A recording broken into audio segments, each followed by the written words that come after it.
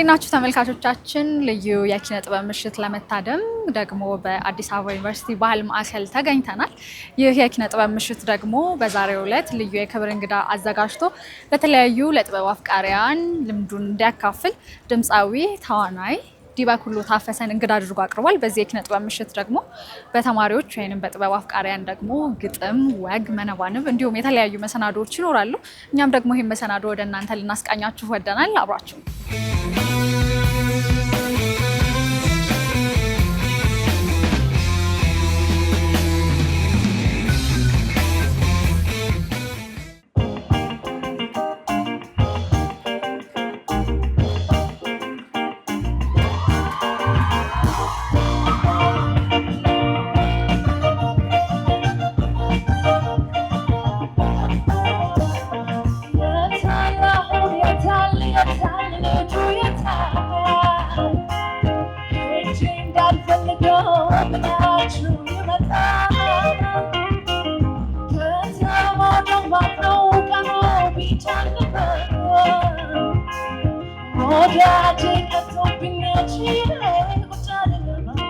መጽሐፋችን የተመረቀ ቀን ጋሽ አሌክስ አለማየሁ ገላጋይ መጥቶ ነበርና እኔ ቀድሜ ያው ደጋሽ ስለሆንኩኝ ቀድሜ ገብቼ ነበረ እና እነሱ ሲመጡ ዝናብ ነበር እና ብስብስ ብሎ ነው የመጣው እና ምን ነው ዝናብ አስመታን ሲሉ መጽሐፉ ርዕሱ ሶምሶማ ነው። ሶምሶማ ደግሞ ቀለል ቀለል ያለ ሩጫ ነው።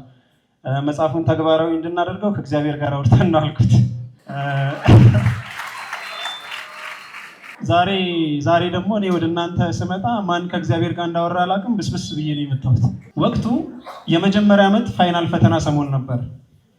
ጸጥ ባለው ቤተ መጽሐፍት ውስጥ ጎን ለጎን ተቀምጠዋል። ከቤተ መጽሐፍቱ ጸጥታ በላይ አጠገቧ ባለው ልጅ እንቅስቃሴ የተረበሸች መሰለች። ድንገት ፍቅር ይዞሽ ያውቃል አላት። ደነገጠች። አይ አመነታች፣ ግራ ገባት። እኔን ግን ይዞኛል አላት። ድምፅ ውስጥ የተቆራመተ እሱ አራራይ ዋሽንት ሲያንቆረቆር አየች። የምትለው ጠፋት። እናቴን እኮ ወዳታለሁ ቀጠለ። ልጅ እያለው አባቴ ሲገርፈኝ በመሃል ዝም አለ። እሱን ማየትም አለማየትም ቸገራት። ወንበሩን በጥቂት ወደ እሷ መልሶ ስለነበረ ልትተወው ቸገራት። ከዛሬ ጋር 3 ታይተዋለች። አንዱን የተማሪዎች መመገቢያ ካፌ፣ አንዱን መማሪያ ክፍሎች አካባቢ፣ የቀረውን እዚሁ አሁን።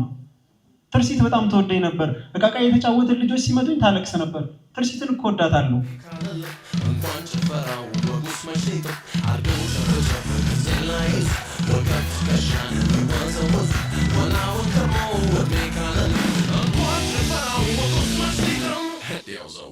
እኔ 15 ዓመቴ ላይ ሙዚቀኛ እንደመሆን ወይም ድምፃዊ ወይም ደግሞ ድራመር እንደመሆን አውቀው ነበረ። ምክንያቱም ቤተሰቤ ውስጥም ብዙ ኢንስፓየር የሚያደርጉኝ እንደ አጎቴ አርያ ወልደ ሚካኤል ከነ አበጋዝ ከነ ሄኖክ ተመስገን እና አስቴር ከነ ፀሐይ በቃ ብዙዎቹ ሌጀንደሪ አርቲስቶች ጋር ኪቦርዲስት ሆኖ ይሰራ ነበር እና ሁሌ እሱን አያዋለሁ። እሱን እያየሁ ስላደግኩ እንደገና ደግሞ በ15 ዓመት ላይ ያው እግዚአብሔር ነው የሚሰጠው ስጦታውን። የዛን ጊዜ ጥሩ ፐርፎርም ማድረግ እችል ነበረ ድምፅ እና የዛን ጊዜ ነው ያወቅኩት ድምፃዊ ደግሞ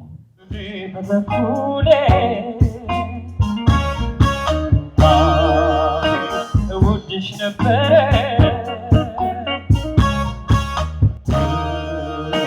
አደራ ያሉሽ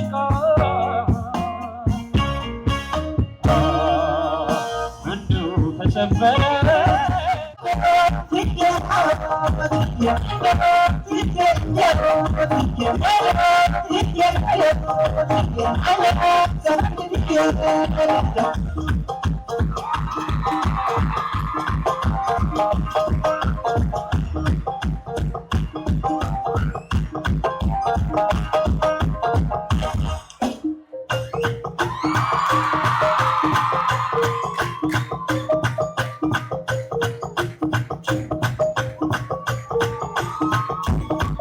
ያፌት እዚህ ያለ የ20 ምናምን ዓመት ጓደኛዬ ከሃይ ስኩል ጀምረን ማለት ነው። የሚገርምሽ ሃይ ስኩል እያለሁ ማንም ሰው አያውቅም ነበር ድምፃዊ እንደመሆን። አንድ ቀን አንጎራጉሬም ድምፅ አውጥቼ አላውቅም። ግን ዴክስ ቀጠቅጥ ነበር። ምንድነው እንደ ፓርቲ እናደርጋለን። ክላስ የሌለን ሰዓት ተማሪዎች ይከቡኛል። እኔ ዴክሱ እንደ ከበሮ እየተጫወት በቃ ፓርቲ በሉት። ራፕ የሚያደርግ ራፕ ያደርጋል፣ የሚዘፍን ይዘፍናል። እና ያፌት እንግዲህ ምስክር ነው። ሌላ ጊዜ እሱን ኢንቫይት ስታደርጉት ብዙ ታሪክ ያወራላቸዋል። የዛን ሰዓት ላይ ግን የሚገርምሽ ማንም ሰው ድምፅ እንዳለኝ ወይም እንደምዘፍን አያውቅም ነበር። ልክ ጃኖ ባንድ ውስጥ ስገባ ነው ብዙ ሰው ኢቨን አብረውኝ የተማሩ ልጆች ደንግጠዋል። ድራመር ይሆናል ብለው ይጠብቁ ነበር፣ ግን ድምፃዊ ይሆናል ብለው አይጠብቁም ነበር። እና በጣም ሰርፕራይዝ የሆኑት ማለት ነው። ይድረስ ሳላውቅሽ ሁሌ ነው የምመኝሽ፣ እምነቴ ጽኑ ነው እኔ እንደማገኝሽ። በምናቤ ዓለም ባለትሽ ቆርጬ ሄኔ ያልኩሽን አንቺ መስፈርት መርጬ እግዚአብሔር እንዲያመጣሽ ካለሽበት ቦታ ብቸኝነት የቀር ሳቀርብ ስሞታ እኔ የምልህ እግዚአብሔር ስም ግጥም እየጻፍኩ አላው እንደጠበቅኩሽ ገላሽን የጠራኩ እንዴት አለሽልኝ ፍቅር ናፍቀሽኛል ልቤ ሞዴልሽን በደርሰት ይቃኛል ጊዜ እስኪገልጥሽ ምን ብትደበቂ እየሌለሽና መቼም አንቺን በኔ አብቂ ብቻ ባለሽበት ራስሽን ጠብቂ። ጃኖ ባንድ የሚለውን እንደው ሚካኤል መለሰ የሚባል ሌላ ጊታሪስት ነበር፣ አሁን አሜሪካ ነው ያለው። እሱ ነው ጃኖ የሚለውን ስም ያወጣው። ከዛ እኛ ለምንድን ነው ጃኖ የሚባል ባንድ ልክ እንደ ውጭዎቹ ኮልፕሌይ፣ ዩቱብ ምናምን አለ ለምን እኛ ሀገር አይኖርም እንደዚህ አይነት ባንድ ብለን አሰብን። ጃኖ ብሎ እሱ ሰየመ ስንመርጥ ማለት ነው። ከዛ በኋላ ወደ ባንድ ወደሚለው ከአልበም ብቻ ከሚሆን ወደ ባንድ ወደሚለው ሀሳብ ተቀየረ ማለት ነው። ዓመት አብሮ በመስራት በመቆየት ብዙ ነገር ነው የምንማረው። የተማርንበት ብዙ ቻሌንጆችን ብዙ ደስ የሚሉ ነገሮች አሳልፈናል።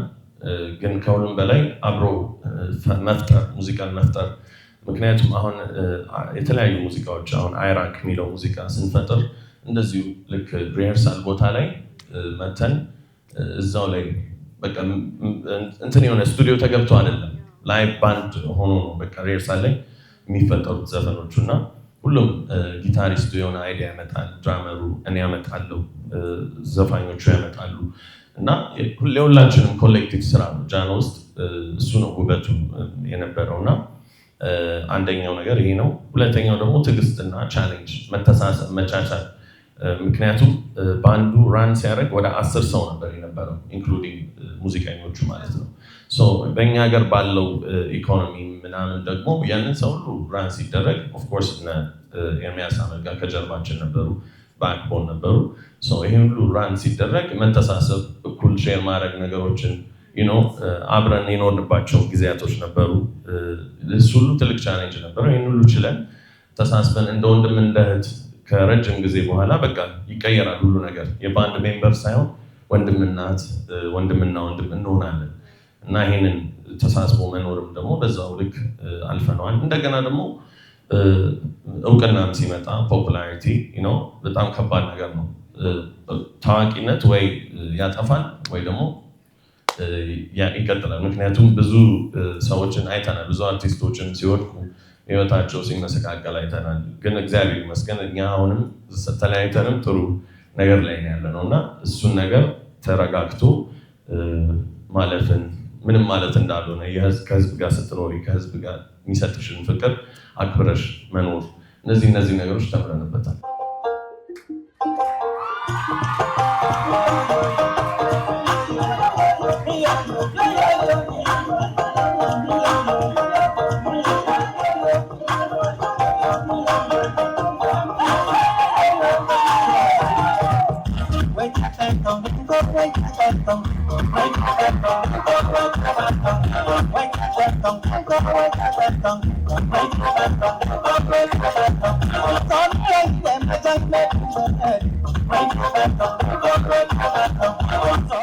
ትልቁ በግሩፕ መስራትም የሆነ አንድም ሁለትም 10ም ሆኖ መስራት ትልቁ ቻሌንጅ ኢጎ በቃ ግሩፕ ነን ካላችሁ ሁሉም ሰው እኩል ነው ግሩፕ ውስጥ።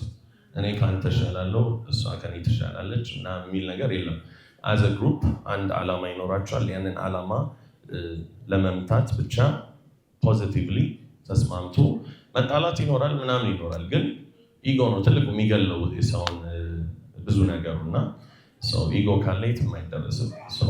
ኢጎ መልካም ኢጎ አለ፣ ኮንፊደንስ አለ፣ ምን አለ። እሱም ብቻ ይዞ ይሄ ከኔ ውጭ ምናምን የሚለውን ኢጎ አስወግዶ አብሮ መስራት ነው። ዳስ ዘ ኦንሊ ምክር መስጠት የምችለው። ጥቁር እንግዳይ ውበትና ፍቅር እድል አለ ለካ እንዲወት የሚያሳምር። ግጥሙን የጻፈው ወንደሰን ይባላል። ዜማውን እኔ ነኝ። ያው እንደገና በጃኖ ባንድ ነው አሬንጅ የተደረገው። ምንድነው የዛን ጊዜ ያው በምንሰራበት ጊዜ እንደ ጃኖ ብዙ አይነት ሰዎች ያጋጥሙናል። ፕሮሞተር ሊሆን ይችላል፣ ምናምን ሊሆን ይችላል። ብዙ አይነት ሰዎች ብቻ እንደዚህ የሚያምታቱ ማለት ነው። በጣም ያስቸገረን ሰው ነበር። አሁን ስም መጥቀስ አያስፈልግም። ለዛ ሰውዬ ነው ማለት ስፔሲፊካሊ ለሱ ብቻ ሳይሆን እንደዛ አይነት አስተሳሰብና ማይንድሴት በሰው ታለንት ላይ በሰው ህልም ላይ ለመጫወት ለሚያስቡ ሰዎች ወይም ደግሞ አስተሳሰብ ላላቸው ሰዎች ነው የሰራነው። በዛ ሰዓት ከልጅ ከዋቂው መስሎ ጓደኛ ቀኑን ሳያፍተው ለሊት ሳይተኛ ካዘነው ሲያዝን ከሳቀው ሲስቅ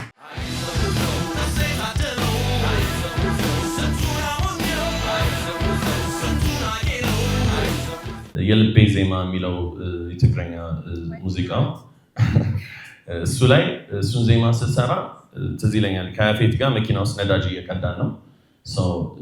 እንዴት እንደሚመጣ አላውቅም። ይሄ የእግዚአብሔር ስጦታ ነው እና ድንገት ነው ያቺ ፉጨቷን መጣችልኝ። እሷን ዝም ብዬ አፏጫታለሁ። ከዛ ታስታውሳለህ እና ቀዳሁት። ያው ሁልጊዜ መቅዳት is the best thing። ስልክሽ ላይ ያው ስልኬን ባወጣላችሁ በጣም ያስቃል። የምቀዳቸው ነገሮች ድራም ባፌ ልቀዳ እችላለሁ፣ ቤዝ ላይን ልቀዳ እችላለሁ፣ ብዙ ነገር ላደርግ እችላለሁ እና ያኔ የተሰራነው እንደዛ ነው። የሆነ ዘፈን ደግሞ የሆነ ሙዚቃ እየሰማሽም ሊሆን ይችላል፣ ፊልም እያየሽ ሊሆን ይችላል፣ መጽሐፍ እያነበብሽ ሊሆን ይችላል፣ ከሰው ጋር እያወራሽ ኢንስፓየር አድርጎሽ ሊሆን ይችላል እና ሁልጊዜ ምንድነው መያዝ ነው እነዚህ ነገሮች። ምክንያቱም እነዛ ሞመንቶች ወዲያው ካልያሻቸው ያመልጣሉ፣ ጥሩ ነገሮችን በዛው ያመልጣሉ። እኔ እንደዛ ነው። የሆነ ሊሚት የማደርገው ነገር የለኝም።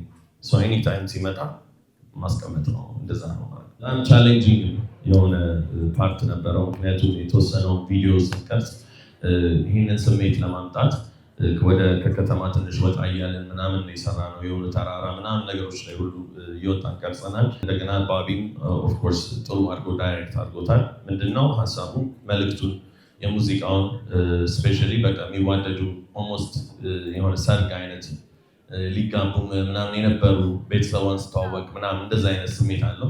እዛ የደርሰን የነበረን ሰዎች ጦርነትም ሊሆን ይችላል፣ በዛን ጊዜ የነበርንበትም ሲቹዌሽን አለ። እነዚህ ነገሮች አለያዩን። እኔ እሷን ፍለጋ አቋርጬ እሷ ያለችበት ስደርስ ሀዘን ላይ ናት። ያ ዝናቡ ምናምን በቃ ስቲል ግን ከእሷ ጋር መለያየት አልቻልኩም። የልቤ ዜማ እሱ ነው እና ብዙዎቻችን የምንወዳቸው ሰዎች በተለያየ ምክንያት እናጣለን እና ላጣን ሰዎች በሙሉ ይሄ ሙዚቃ ለነሱ ነው እና ያንን ስሜት ለመግለጽ ነው። ኦልሞስት 11 ደቂቃ የሚሆን ቪዲዮ ነው፣ ፊልም ወይም ሾርት ፊልም ላይ እንደዛ አድርገን ይሰራል።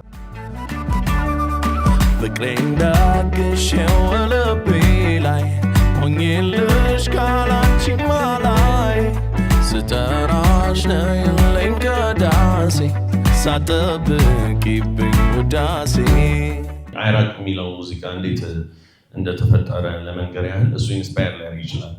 በነገራችን ላይ ትልቅ በጣም እናከብረው ይልማ ገብረአብ የጻፈው እና በጣም ጥሩ ሪሌሽንሽፕ ነው ያለን ከጋሽ ይልማ ጋር እንደ ቤተሰብ ነን እና ይህ ሙዚቃን ስንሰራ ያኔ ጃኖ ባንድ ያው ኢንተርናሽናል ኮንሰፕት ይዞ የመጣ ባንድ ስለነበረ የምንሰራው ሙዚቃ እንግሊዝኛና አማርኛ ወይ ፊውዥን የኛ አገር ቅኝቶች ከተለያዩ ኢንተርናሽናል ቢቶች እና ሪትሞች ጋር በመቀላቀል ነበር ሀሳቡ። እንደዚሁ እንዳልኩሽ ባንዱ ሪሄርስ እያደረገ ወይም እየፈጠርን እያለን ሙዚቃው ሲጀመር እንግሊዝኛ ነበር አድርገን የሰራ ነው። ምንድን ነበር የሚለው I love the African woman።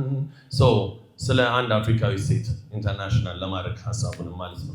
ቅኝቱ ትዝታ ማይነር ሆኖ ግን እንግሊዝኛ ማለት ነው። እንደዛ ብለን ጀመርና ቀዳል። ከዛ ይልማ ጋር ስንወስደው ማለት ነው ግጥሙን እንዲሰራልን እሱ ምን መጣልበት አይላቭ የምትለው ነው። አይራቅ አረጋት ማለት ነው።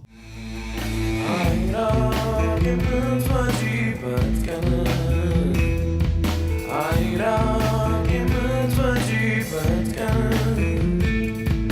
አይራቅ የመገናኛው ቀን እኔ ፊልም ወዳለሁ ግን መቼም አክት አደርጋለሁ ብዬ አስቤ አላውቅም በህይወቴ ማለት ነው።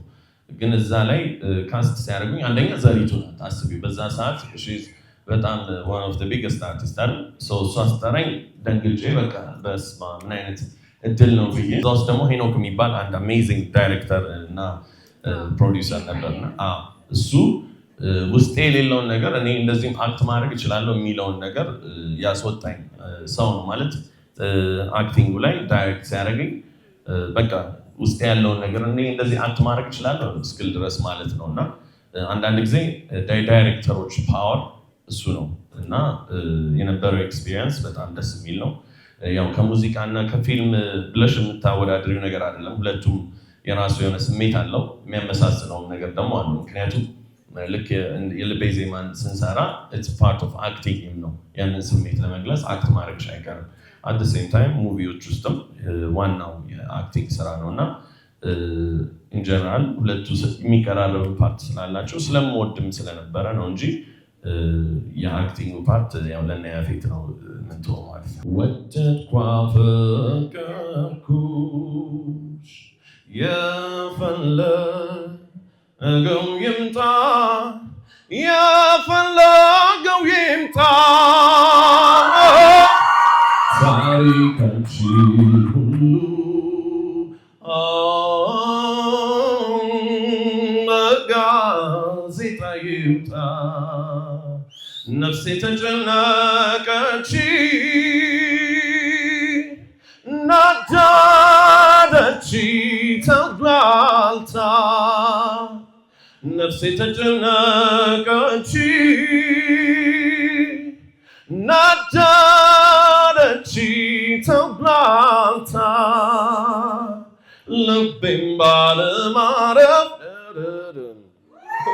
ልቤም ባለማረፍ ብዙ ተንገላታ አንቺ ጨረቃ ታምሪያለሽ በጣም ምን ብናፍቅሽ ቤትሽ አልመጣም አንቺ ጨረቃ ታምሪያለሽ